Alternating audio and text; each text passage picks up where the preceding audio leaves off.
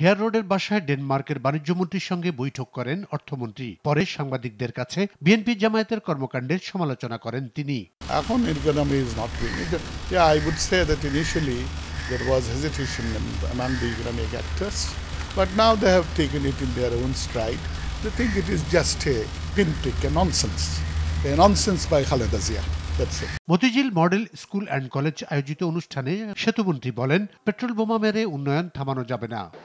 জনগণ যাদের সাথে নেই, বোমাবাজি করে সহিংসতা করে তারা কোনোদিনও আন্দোলন সফল করতে পারবে না। বঙ্গবন্ধুর জন্মদিন উপলক্ষে রাজধানী উচ্চ বিদ্যালয়ে আলোচনায় স্বাস্থ্যমন্ত্রী জানান, প্রতি বছর 17 মার্চ সব হাসপাতালে বিনামূল্যে কিডনি রোগের চিকিৎসা দেওয়া হবে।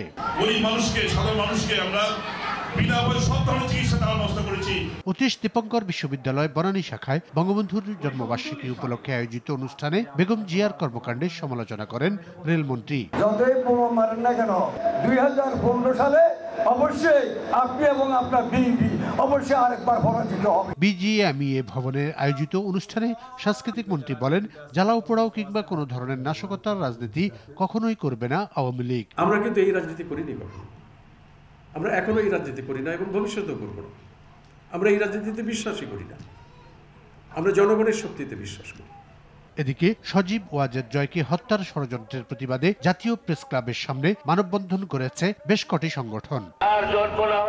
রিপন আশরাফ, RTV, ঢাকা।